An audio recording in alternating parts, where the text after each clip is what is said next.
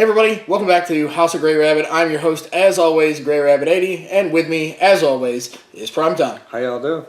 After last week's fiasco, I was under the assumption we were going to watch Thanksgiving 3. So, I hunted and I hunted and I hunted, and I finally found the Sci-Fi Fever Pack, and I was going to make you watch War of the Robots. We came across They. Just to let you know, I tried to find something out about this movie. Couldn't find anything. Prime types one thing in and finds out everything about this movie. I put in They 1974 and it popped up Invasion from Center Earth. And They is another name for it.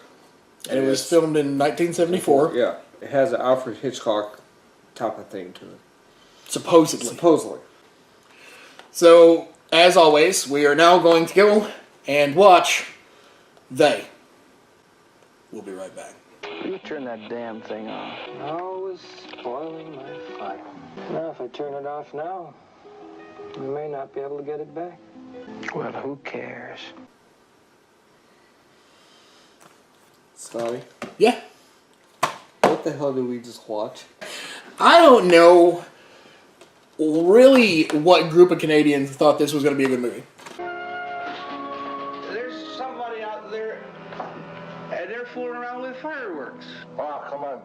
Go take it out of me. Oh, no, Barney, I'm not kidding you. There's somebody fooling with fireworks out there. I really don't know. Like, this movie is... Now, keep in mind, we didn't watch Them.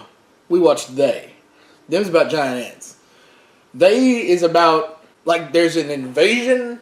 But it starts out now the aliens come from outside, like outer space. Mm-hmm. But then later, that's where that whole inner Earth thing comes in, and there's a lot of smoke bombs in the movie. Alien gas, and alien gas makes you sick, and then it makes you disappear, like literally, poof. That too, just like that. All I gotta say is, oh my god. It's just that we're talking about a story about a sister and a brother who basically, they're bush pilots.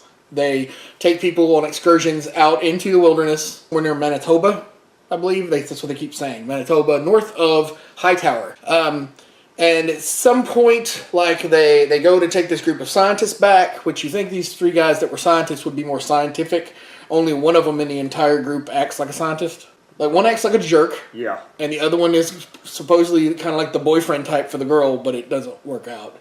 And there has been some sickness that has swept over, like, the known world while they've been out in the bush. And killed, like, pretty much everybody, except for a couple of people here and there. It's just them trying to survive out in the wilderness. Because if they go into civilization, they'll either die or whatever is out there, a creature like will get them, I guess, or something. It's hard to explain.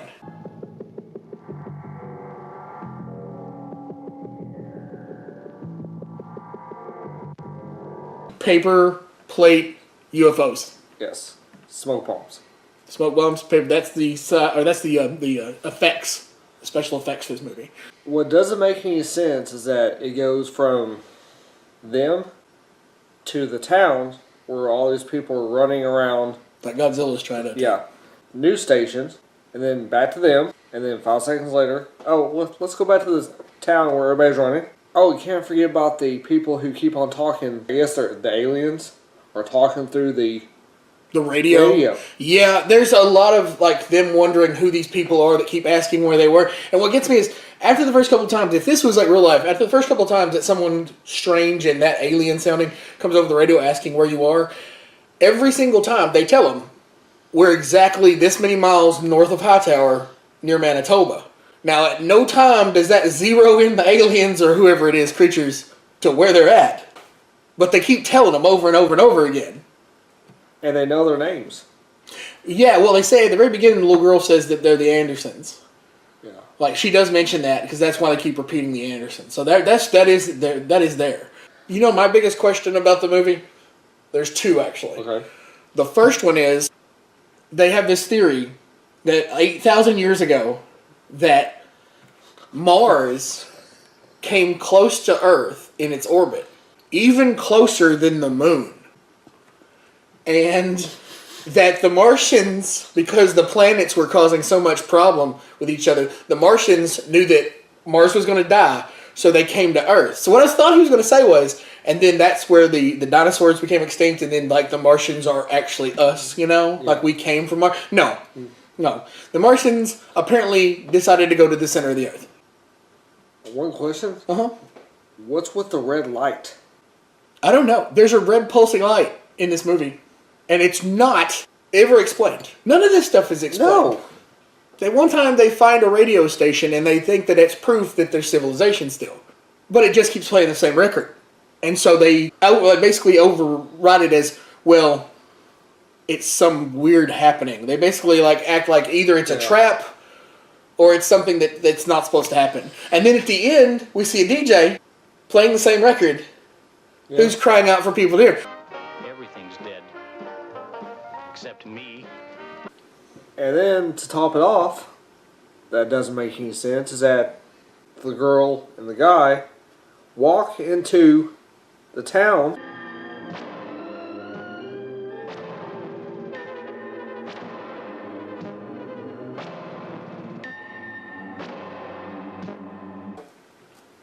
And then next thing you know, they're kids. Like a field. And that's it. And I understand what they were trying to do here. I understand that they were trying to say that they were now like an Adam and Eve and they had to start the two, like they were children, so they had to start over. I understand that. But I also pointed out that I've seen this movie before. I've actually watched this film without you years ago. And that was not the ending of the film I watched. Now, why somebody chose to cut it and name it the same thing. They didn't change the title. This is They. It's what we're watching. We didn't watch Invasion from Inner Earth. It still gets a different ending, and I don't understand it.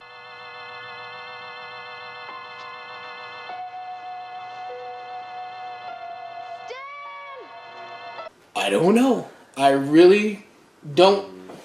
Maybe they thought the first ending sucked. Maybe because they all disappeared. That was it. It was the red gas.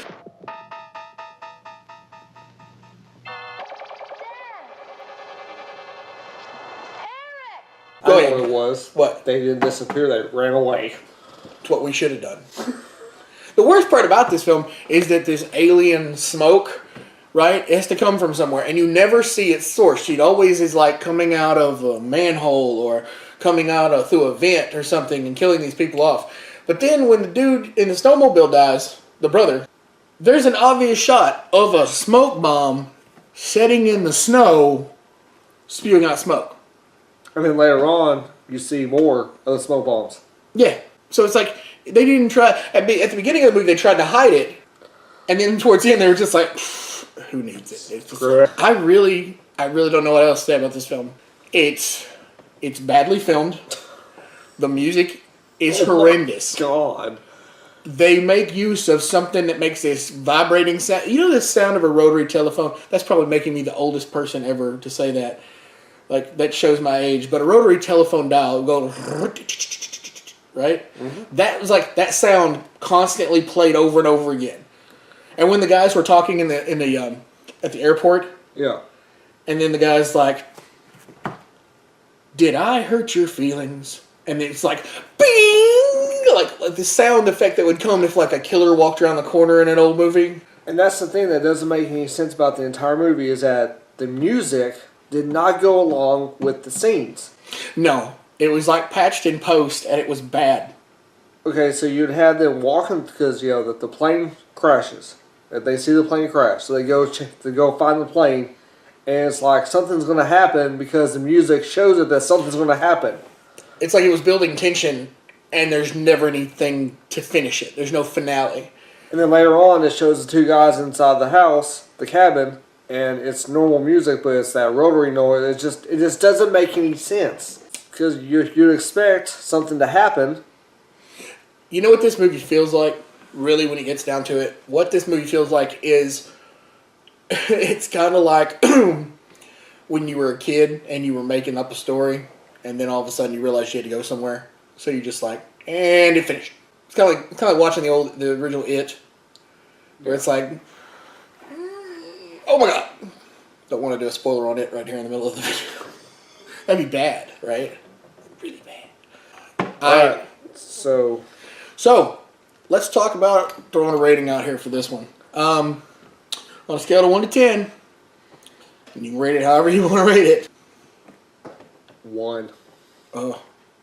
Just 1, not 1 something. No, just 1. 1. I'm going to give it. I'm going to agree with it. I'm going to say a 1, and nothing. No funny. No nothing. No. It's they. Don't watch it. Don't even try. Just like those people.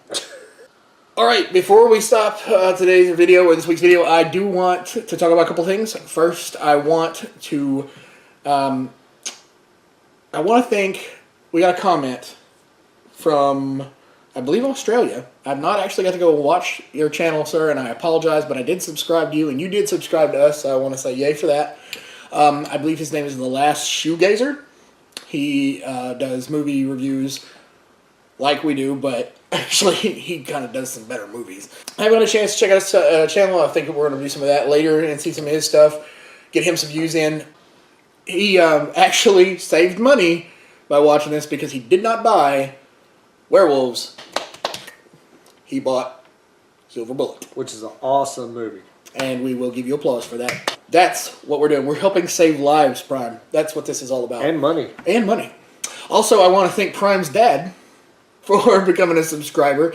He watched Thanksgiving, and we got a laugh out loud out of him. We want to do a contest, and that was what was going on here. Unfortunately, we will fix that, by the way. He will not be broken if you are the one that wins the Iron Giant.